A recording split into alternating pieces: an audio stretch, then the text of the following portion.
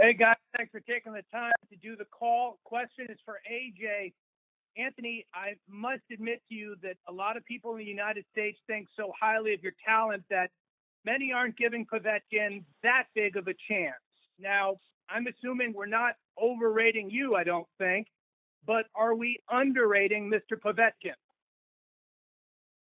Yeah, I think they're underrating Mr. Povetkin just due to the fact that on a commercial sense, boxing's changed.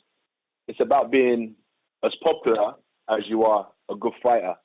So unfortunately, Povetkin, like first language isn't English or American, doesn't come from, like America or England, like quite leading countries in boxing and so on. So in terms of marketing, it's hard to market him, but put that aside, in terms of talent, we're dealing with an Olympic gold medalist, a world title challenger with one loss to the all-time great Vladimir Klitschko. So I've got to take him seriously.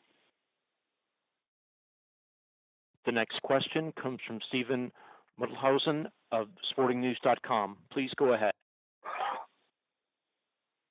Hi, guys. Thank you for being on the call today. A question for Anthony. Anthony, just, there's so much on the line here. You got Povetkin in 22nd. Wilder, Fury look like they're going to fight later on this year. It seems like it's all set up for you to face the winner of that fight. But the question is, how do you keep all the emotions that have gone on with Wilder and Fury, and how do you keep that centered, and how do you stay focused on Alexander Povetkin? Like, when I turned professional, Wilder and Fury were 5 years ahead of me. So I kind of looked at those guys and thought, what are they up to with their career? So now I'm on my journey. I've surpassed what they've done. I've set a new level of what should be done in the heavyweight division. And I just focus on what I've got in front of me, which is Alexander Povetkin. There's so much glitz and glamour out there in the heavyweight division, don't get me wrong. But at the same time, everyone knows in the heavyweight division, it's a puncher's game. It's one punch that can change the course of history.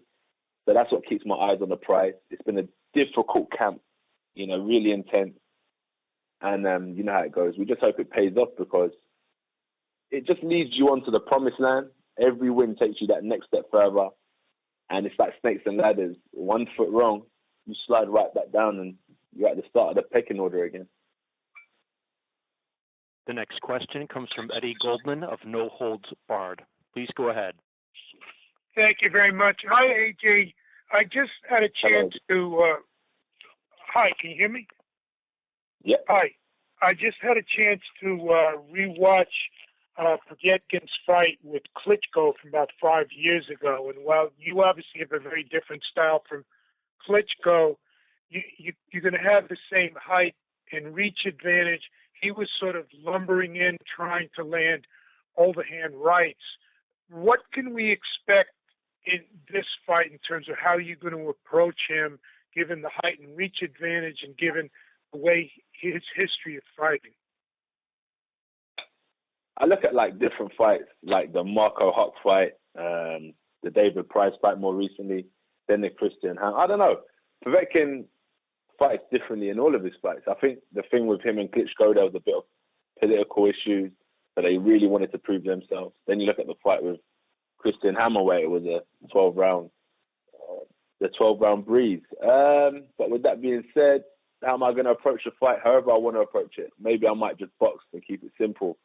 Maybe I might keep a tight guard and go pound for pound with him, trade for trade.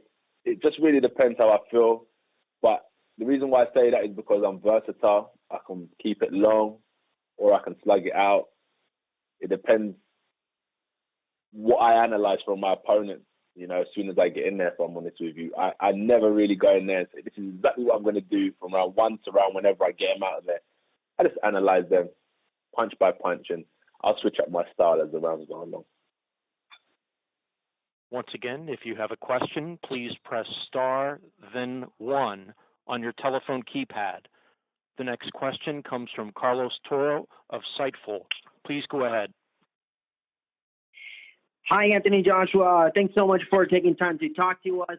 I was looking back on your debut fight earlier today, and even at the time, you came in with a ton of momentum coming out of the Olympics, and a lot of people were all calling you the people's champ for the future. Did you think at that point that within 5 years you'd be headlining Wembley a second time with a third Wembley fight coming in next April?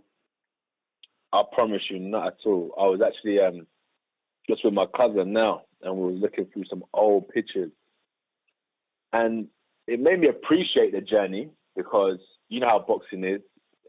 It's rough, it's rugged, hardly any support, and you just got to build and build and build, and we've managed to build to where we are today. So I can honestly say, as tough as it is, as much as it is a blessing as well, and I wouldn't change it for anything. The next question comes from Jeff Wojciechowski of Hit First Boxing. Please go ahead. AJ, just like you just said, it's a blessing what you have done in England. Now you come in America on a brand new platform with DAZN. How are you feeling on that whole movement? DAZN is big, you know. I've got a lot of time for DAZN. Like, we initially had a meeting before. Sometimes when it comes to certain meetings with boxing, I've got some real trusted people in there, i.e. like Eddie Hearn, my management team.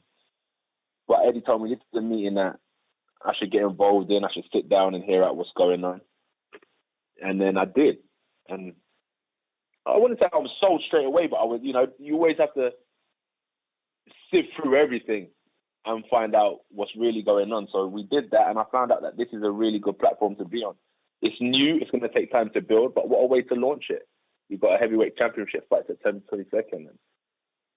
In the States, we've worked with different broadcasters, but this is fresh, it's new, and I like the idea of it because it's affordable, it works for everyone across the whole world, so we'll see where it goes, and I'm glad to be a part of it at the beginning. Hopefully I can get some shares in the company sometime down the line.